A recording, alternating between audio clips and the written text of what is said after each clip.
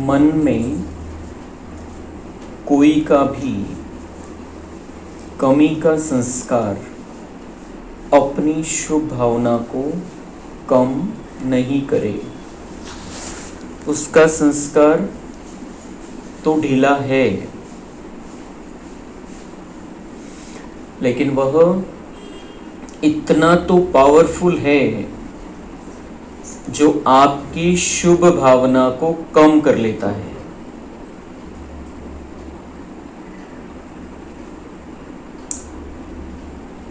तर बाबा म्हणताय की कोणामध्ये काही कमी आहे, त्याच्यामध्ये जो संस्कार आलेला आहे, जो देवतामध्ये नाही आहे, आसुरियत आहे, विकारांचा संस्कार आहे, व्यर्थचा संस्कार आहे, त्याच्यामुळे पण तुमची त्या आत्म्याविषयी शुभ भावना कमी नाही झाली पाहिजे। जर शुभ भावना कमी होतीये, त्याचा संस्कार ढिला आहे, देवता कुलवाला नाही आहे, आणि त्यामुळे तुमची शुभ भावना कमी होतीये त्या आत्म्याविषयी, तर याचा अर्थ तो पॉवरफुल आहे। त्याच्यामध्ये शक्ती ज्याने तुमची शुभ भावना कमी करून टाकली, मतलब वो आत्मा आपसे शक्तिशाली हो गई। आप सर्वशक्तिवान की संतान है, तो कैसे आप सर्वशक्तिवान की संतान होते हुए आपकी शुभ भावना को कम करने की ताकत सामने वाले आत्मा में कैसे आ सकती है? त्याच आत्म्याविषयी तुमची शुभ भावना कमी झाली, याचा अर्थ ती आत्मा शक्तिशाली है। तो बाबा कह रहे हैं कि आप बहुत शक्तिशाली हो। आपकी शुभ भावना को कोई भी आत्मा जो आपके लिए अशुभ सोचती है, या अशुभ संस्कार वाली है, या गलत संस्कार वाली है, आप इतने शक्तिशाली हो जो आपकी शुभ भावना उस आत्मा के प्रति भी कम होनी ही नहीं चाहिए। आपकी शुभ भावना उस आत्मा के प्रति कम हो रही है, इसका मतलब वो आत्मा शक्तिशाली है। और आपसे शक्तिशाली कोई कैसे हो सकता है?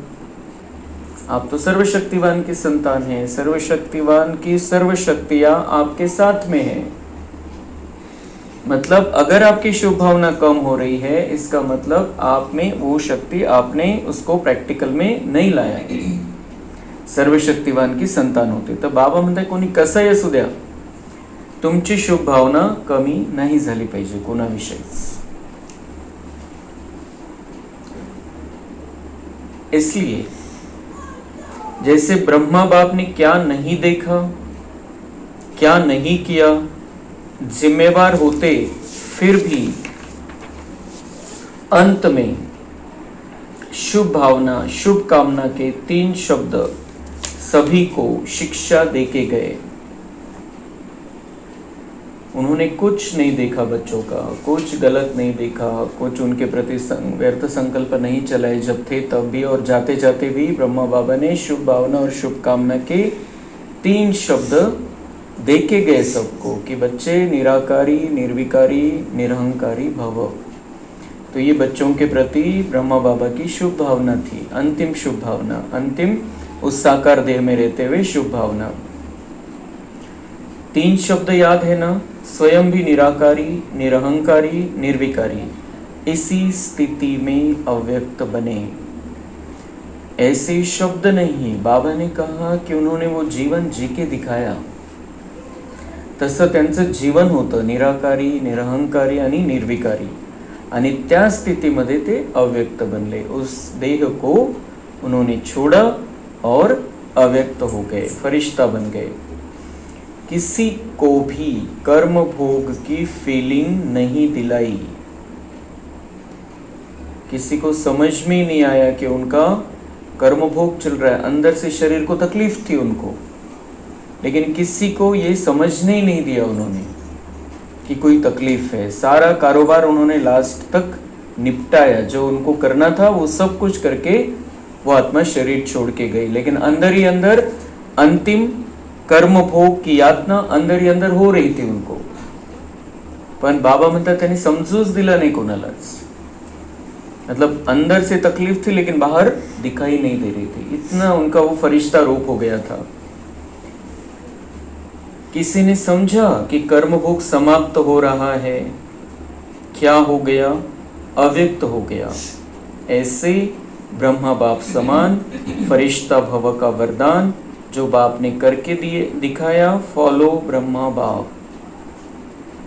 तो बाबा कह रहे हैं आप भी ऐसी प्रैक्टिस करो।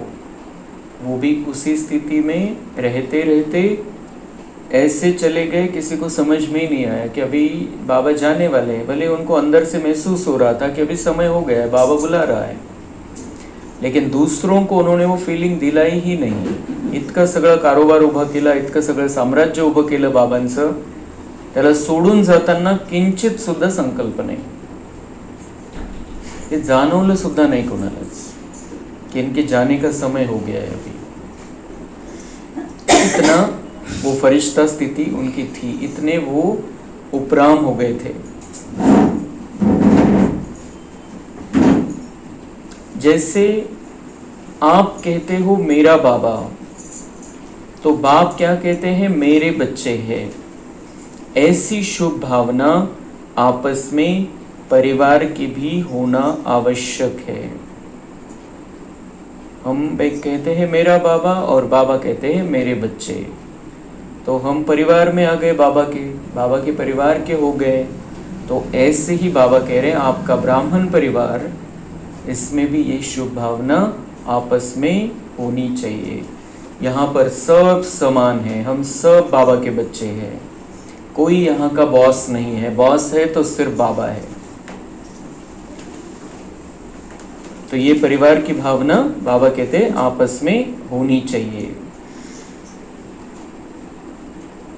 स्वभाव नहीं देखो, बाप जानते हैं भाव स्वभाव है, लेकिन भाव स्वभाव प्यार को खत्म नहीं करे, संबंध को खत्म नहीं करे। है बाबा कह रहे हर एक का अपना अपना स्वभाव है, बाबा भी जानते हैं हर एक का स्वभाव अलग अलग है, लेकिन बाबा कह रहे उसकी वजह से प्यार को खत्म नहीं करो। आपस में प्यार होना चाहिए, संबंध को खत्म नहीं करे। देह और देह के संबंध भूल जाओ, बाबा एक तरफ कहता है।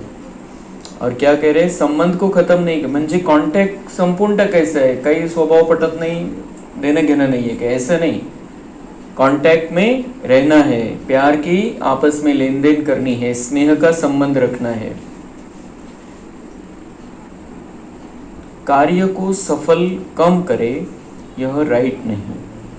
संबंध को खत्म कर दो, प्यार को खत्म कर दो और कार्य को सफल कम करो, बाबा कह रहे हैं ये राइट नहीं है। हमने कार्य हाथ में लिया है इस दुनिया को स्वर्ग बनाने का, तो वो कार्य में विघ्न पड़ जाएगा अगर हम किसी का भाव स्वभाव देख के कट रहे हैं या कुछ हमारा भी वैसे व्यर्थ संकल्प चल रहा है। परिवार है, कौन सा परिवार है? प्रभु परिवार, परमात्मा परिवार। इसमें कोई भी कारण से प्यार की कमी नहीं होनी चाहिए। प्यार अर्थात शुभ भावना जरूर हो। प्यार कौन सा, किस टाइप का प्यार? बाबा कह रहे हर एक के प्रति शुभ भावना, ये सबसे बड़ा प्यार है कि हम हर एक के प्रति शुभ सोच रहे हैं, उनके कल्याण का सोच रहे हैं, वो आगे बढ़े ये सोच रहे हैं, उनको उमंग उत्साह दिला रहे हैं। तो ये शुभ भावना, ये है प्यार। बाबा कह रहे ये प्यार आपका आपस में ब्राह्मण परिवार में बिल्कुल कम नहीं होना चाहिए। लौकिक परिवार में भी हमें सबके प्रति शुभ भावना रखनी है, कल्याण की भावना रखनी है, और ब्राह्मण परिवार में भी शुभ भावना किसी भी कारण से कम नहीं होनी चाहिए।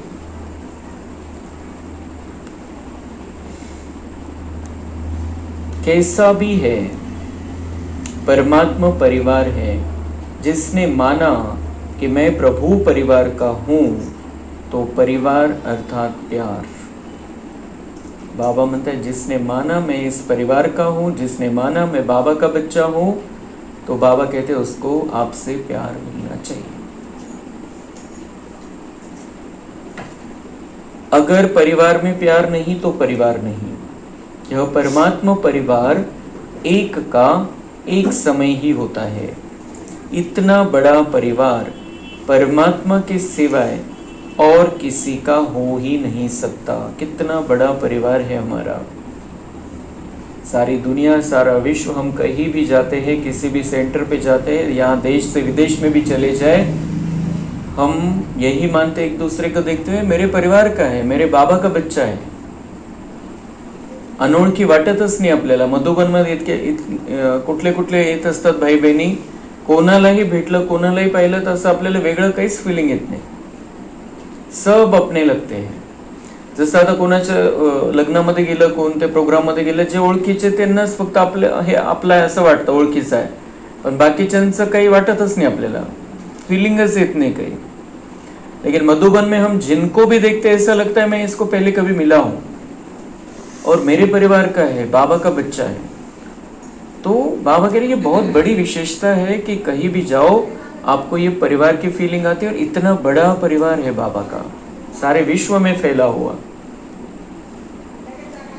तो चेक करना, क्योंकि यह भी पुरुषार्थ में विघ्न पड़ता है. तो जब विघ्न मुक्त होंगे तभी अनुभवी बन अनुभव के अथॉरिटी द्वारा सभी को अनुभवी बनाएंगे.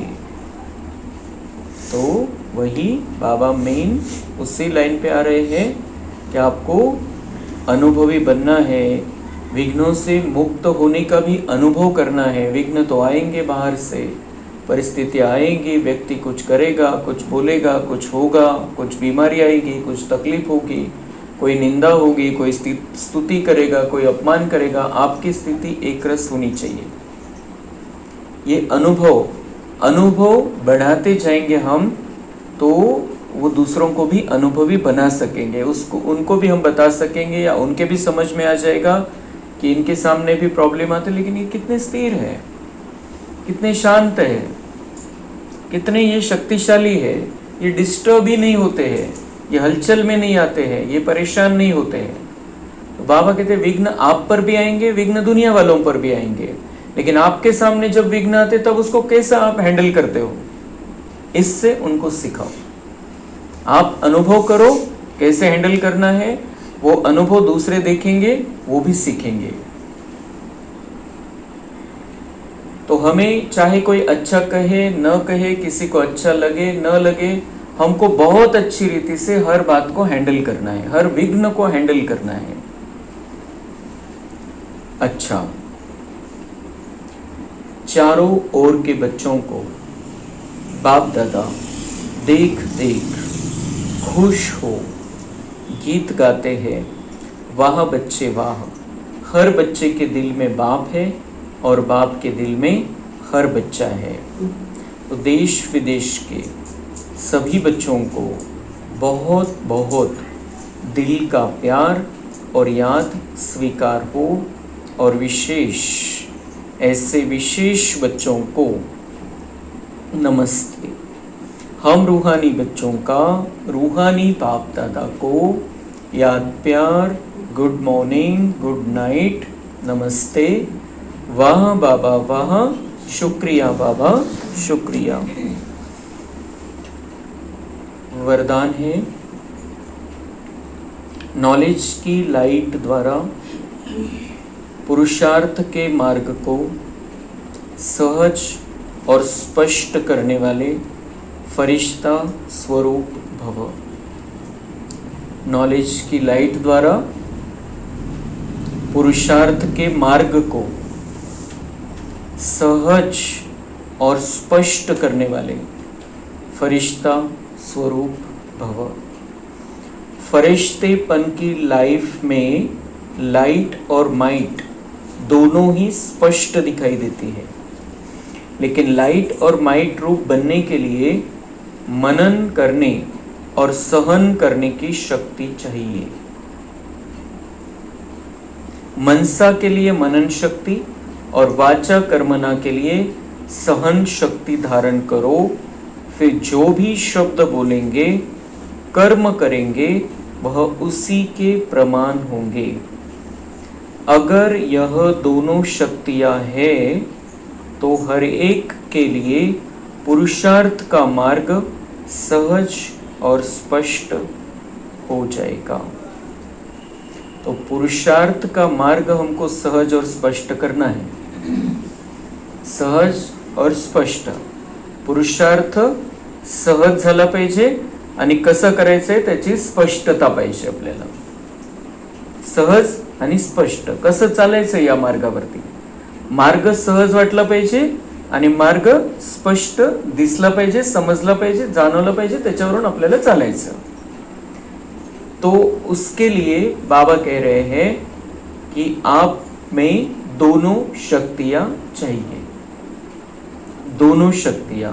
कौन सी शक्ति चाहिए? मनसा के लिए मनन शक्ति और वाचा कर्मणा के लिए सहन शक्ति धारण करनी है. फिर जो भी शब्द बोलेंगे, कर्म करेंगे, वह उसी के प्रमाण होंगे. मनसा के लिए चाहिए मनन शक्ति. पुरुषार्थ का मार्ग सहज और स्पष्ट करना है हमको, तो मनसा के लिए मनन शक्ति. अब इस वरदान का अनुभव करना है हमको. बाबा ने जैसे सवेरे बताया हमको कि जो वरदान मिलते हैं उसका अनुभव करो, अनुभव की अथॉरिटी बनो. वरदान को बीज के रूप में लेके उसको फलीभूत करो, उसको रोज उस तरीके के संकल्प करके, अनुभव करके उसको पक्का करना है, हमें जीवन में उतारना है. तर मनाला मजबूत करायचंय मनन शक्तीच्या द्वारे. जितकी मनन शक्ती आपली चांगली राहील तितकं मन मजबूत राहील आणि मनसा सेवा पण चांगली होईल आपल्याद्वारे. मनन शक्ति, मनन करना है. जो भी बाबा ने कहा मन ही मन, उसका अंदर वो चिंतन चलते रहना चाहिए. बाबा ने क्या बताया, मेरे बारे में क्या कहा, मेरे कल्याण के लिए क्या बात कही बाबा ने. जितना जितना हम मनन करेंगे उतना हमारी मनसा में शक्ती आती जाएगी. मन मजबूत होऊन जाईल, कारण या मनाच्या संकल्पाद्वारे सगळं पुढचं आहे. तो मन को हमें मजबूत करना है. मन में किसी के प्रति कोई गलत भावना नहीं होनी चाहिए, कोई द्वेष नहीं होना चाहिए, कोई तिरस्कार नहीं होना चाहिए किसी के प्रति, किसी के प्रति कोई अशुभ भावना नहीं होनी चाहिए, चाहे कोई कैसा भी हो. हमारी शुभ भावना कम करने की ताकत किसी को भी नहीं देनी है हमको. हम बहुत शक्तिशाली आत्माएं हैं. हमारे लिए कोई कितना भी गलत करता है, हमारे में इतनी शक्ति है जो हम उसके लिए शुभ सोच सकते हैं.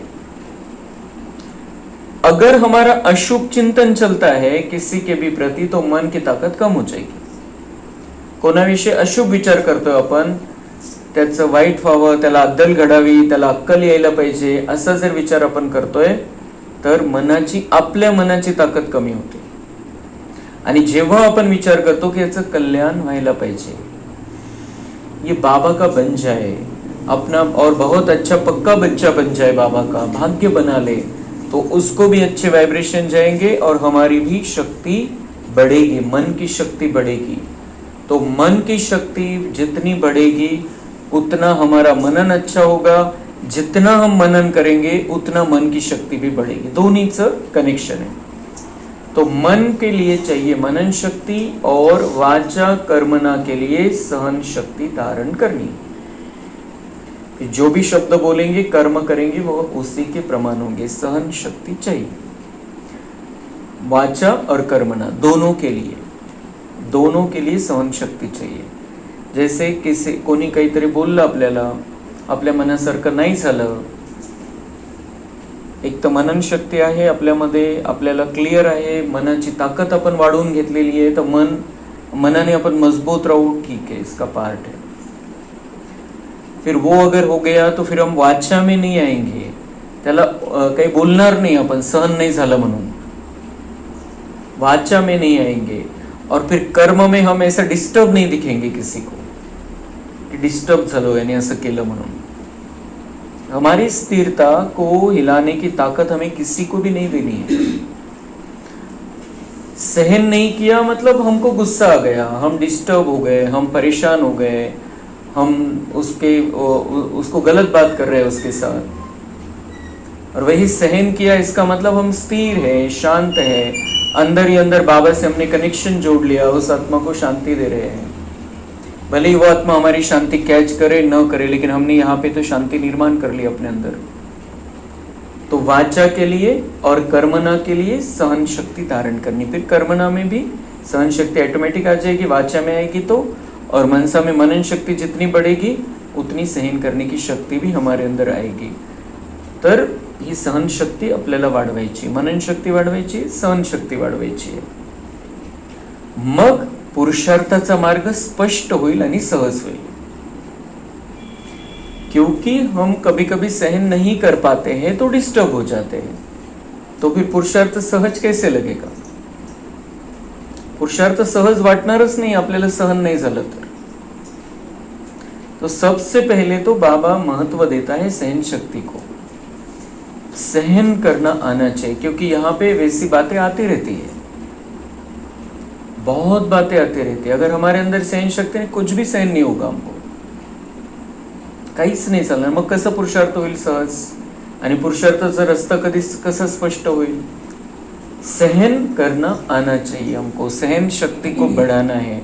जितने हम हमारे अंदर शक्ति जागृत करेंगे, सहन शक्ति ऑटोमेटिक, वो अष्ट शक्तियों का एक प्रकार है वो सहन शक्ति. अष्ट शक्तियां आ जाएगी तो सहन शक्ति तो उसका एक पार्ट है छोटा सा.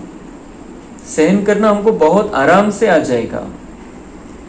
तो उसके लिए बाबा कह रहे हैं लाइट माइट स्वरूप स्पष्ट दिखाई देना चाहिए. आपका फरिश्तेपन की लाइफ में लाइट और माइट दोनों स्पष्ट दिखाई देने चाहिए. लाइट और माइट रूप बनने के लिए मनन करने और सहन करने की शक्ति चाहिए. तो लाइट रूप भी दिखाई देना चाहिए, माइट रूप भी दिखाई देना चाहिए. शक्तिशाली स्थिती पण दिसली पाहिजे. शक्तिशाली स्थिती म्हणजे सहन केलं आपण, हमने सहन कर लिया, समा लिया उसको, उस बात को खत्म कर दिया. जी काही गोष्ट आपण सहन केली त्याचा लोड पण नाही की मी सहन केली आणि मला सहन करावं लागतंय आणि माझ्या नशिबात हे असं आहे, वो नहीं. सहन कर रहे हैं बहुत अच्छी भावना से, क्योंकि हम शक्तिशाली है इसलिए हम सहन कर रहे हैं. हम बाबा के बहुत महान बच्चे हैं, हमको दुनिया पर राज करना है. अभी सहन करेंगे तो बाबा हमारी वो क्वालिटी देख के हमें राज सौंप देगा. ये डिस्टर्ब ही नहीं होते हैं, एक स्थिति बना के रखते हैं. एक सेकंड से ज्यादा ये डिस्टर्ब वो दिखाई ही नहीं देता है. भले थोड़ा सा नॉर्मल है दिसेल कि हाँ हमको सहन नहीं हो रहा है, लेकिन उसी सेकंड हम जग जाते हैं, हमारा तीसरी आंख खुल जाती है क्या ठीक है ड्रामा है, पार्ट है, और फिर बाबा से जुड़ जाते हैं हम, तो शक्ति आ जाती है. तो लाइट रूप और माइट रूप, जितना मनन करेंगे यहाँ की लाइट हमारी बढ़ती जाएगी. जितना यहाँ की लाइट बढ़ेगी बाबा से कनेक्शन बढ़ेगा और हमारे अंदर उतनी शक्ति आएगी. तो लाइट रूप और माइट रूप, ये फरिश्ता लाइफ है अपनी, फरिश्ता जीवन. जैसे ब्रह्मा बाबा का जीवन था, लास्ट में 2-4 साल उनके सारे फरिश्ता रूप से भरे हुए उनके प्रसंग है कि सबको लगता था कि ये तो फरिश्ता है धरती पर, ये तो यहाँ पे है ही नहीं. तसं आपल्याला आपलं जीवन बनवायचं. असं नाही की अंत में फरिश्ता बनेंगे और सूक्ष्मतन में जाके रहना है, म्हणजे फायनल झालं फरिश्ता बनलो आणि सूक्ष्मतन मध्ये गेलो, असं नाही. यहाँ हमको फरिश्ता बनना है. इथून शरीर सोडल्यावर फरिश्ता बनायचं नाहीये, इथं फरिश्ता बनायचंय. ती फरिश्ता लाईफ इथं दिसली पाहिजे, त्या स्थितीमध्ये आपल्याला यायचंय. तो धीरे धीरे प्रैक्टिस करते करते करते करते हमारी वो स्थिति हो जाएगी. हमारा निश्चय पक्का होना चाहिए, मैं इस राह पर चल रहा हूँ, तो इसी राह पर चलते हुए मुझे अपने आप को हल्का रखते हुए, बाबा से शक्तियाँ लेते हुए मुझे ब्रह्मा बाबा जैसा, शिव बाबा जैसा बनना है. वैसी लाइफ यहाँ पर जी कर दिखानी है जैसे ब्रह्मा बाबा ने शिव बाबा के राह पर चलकर दिखाया, वैसी लाइफ बन गई थी उनकी. तो इतनी ऊंची नजर से बाबा हमको देखता है, हम कर सकते हैं वैसा, उस स्थिति तक पहुंच सकते हैं. इसलिए बाबा ने वैसी मुरली भी चलाई है और वैसा इतना सुंदर वरदान भी दिया. तर या वरदानला आपल्याला प्रॅक्टिकल मध्ये आणायचंय. बाबांनी आज आपल्याला वरदान दिलेलं आहे 10-5-26. बाबांचे हे वरदान लाईट आणि माईट रूप बनण्यासाठी, सहन शक्तीला धारण करण्यासाठी, मनन शक्तीला धारण करण्यासाठी, फरिश्ता रूपाची ती जी स्पीड आहे ती वाढवण्यासाठी बाबांनी आज वरदान दिलेले आहे. आणि मला ते प्रत्येक गोष्टीमध्ये, प्रत्येक ठिकाणी मला दाखवून द्यायचंय की मी आता अवतरित झालेली आत्मा आहे, मी फरिश्ता रूपवाली आत्मा आहे. स्लोगन व्यर्थ बोलना अर्थात अनेकों को डिस्टर्ब करना।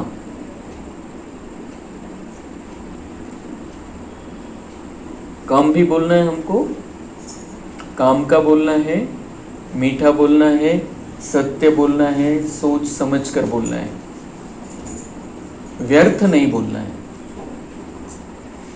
जे काही आपण बोलू त्याच्यातून काहीतरी एक वातावरणाला हलकं फुलकं करण्यासाठी आपण काही बोलू शकतो की काही लोड आलेला आहे आणि काहीतरी थोडेसे खुशीचे प्रसंग त्यातून निर्माण करायचे, तर ते बोलू शकतो, ते व्यर्थ नाहीये।